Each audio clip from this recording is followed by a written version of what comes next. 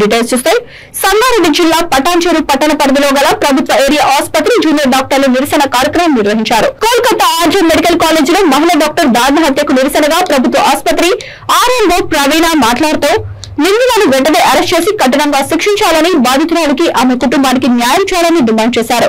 వైద్య నిపుణులకు ముఖ్యంగా మహిళలకు భద్రత కల్పించేందుకు ప్రభుత్వం కఠిన చర్యలు తీసుకోవాలని కోరారు. ప్రభుత్వం చర్యలు తీసుకోకుంటే దేశంలో వైద్యుల కొరత తీరుతుందని అన్నారు. ఆసుపత్రిలో 36 గంటలు పనిచేసిన అనంతరం విశ్రాంతి తీసుకునేందుకు వెళ్లిన వైద్యురాలపై అత్యాచారం చేసి హత్య చేయడం దారుణమైన చర్య అని ఆగ్రహం వ్యక్తం చేశారు.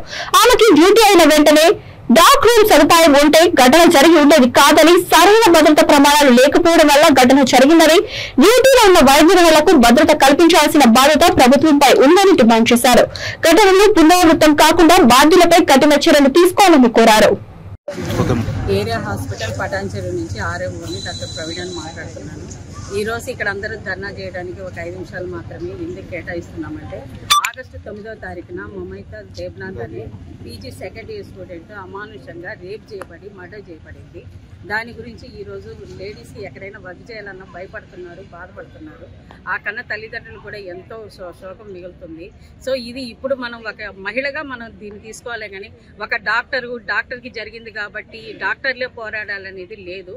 మహిళగా అందరి బాధ్యత ఉంది సంఘంలో. కాబట్టి అందరూ ఏకమై ఇప్పుడు మనం ఏదైనా ఒక స్టెప్ తీసుకోగలిగితే ముందు కూడా మహిళలు రక్షణగా ఎక్కడ, అది హాస్పిటల్ అనే కాదు, ఏ ఆఫీస్లో అయినా కూడా వాళ్ళకి సేఫ్టీగా వర్క్ చేసే ఇది సదుపాయాన్ని గవర్నమెంట్ కలిగించాలని చూస్తున్నాము. ఎట్ ద సేమ్ టైం మేము కూడా లేడీస్ కూడా వాళ్ళ సేఫ్టీ వాళ్ళు చూసుకోగలరు, కానీ ఎంతవరకు ప్రొటెక్షన్ కూడా ఇవ్వకుండా అట్లా చేస్తే కన్నా చాలా కష్టమవుతుంది. అది ఒక గవర్నమెంట్ హాస్పిటల్, అది ఏకే ఘర్ అనే హాస్పిటల్, హాస్పిటల్ మెడికల్ కాలేజ్.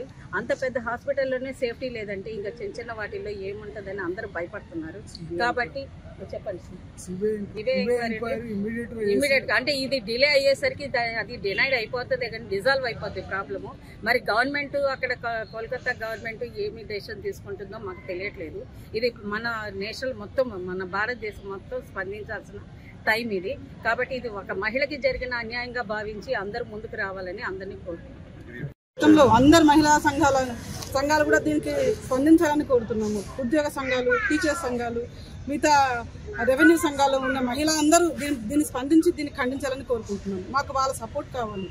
ఏ మహిళకు ఇట్లాంటి అన్యాయం ఇంకా ప్రపంచంలో ఇంకెప్పుడు ఎవరు చేసినా చాలా భయపడాలి. వాళ్ళకి కఠినంగా శిక్షించి, ఇంకా మహిళ అంటే వాళ్ళ జోలికి వెళ్ళొద్దు అనే భయంకరంగా వాళ్ళ ఆలోచన మార్పు రావాలి. మహిళలకు గౌరవం ఇవ్వాలి. ఇంటి నుంచి అడుగు పెడితే ఇంటికి వచ్చేంత వరకు వాళ్ళకి ఎటువంటి సంఘటన జరగవద్దు. ఫ్యూచర్లో ప్రతి మహిళకు గౌరవం ఇచ్చి ప్రతి అడుగున వాళ్ళకి సేఫ్టీ మెజర్స్ ఉంటాయి. మహిళను ఏ చేసినా కఠినంగా శిక్షిస్తారనే భయం వాళ్ళకి కలగాలని ఈ ఘటనతో గవర్నమెంట్ స్పందించి వాళ్ళకి ఎవరైతే ఈ కఠినమైన కార్యక్రమానికి పాల్గొన్నారో వాళ్ళని కఠినంగా శిక్షించి ముందు జరిగే ఏదన్నా మహిళను ఏదన్నా మాట అన్నా కూడా చాలా కఠినమైన శిక్ష జరుగుతుందని వాళ్ళకి భయం కలగాలని గవర్నమెంట్ కఠినంగా శిక్షించాలని కోరుకుంటాము. మిగతా సంఘాలు, ఉద్యోగ సంఘాలు, రెవెన్యూ సంఘాలు, టీచర్ సంఘాలు అందరూ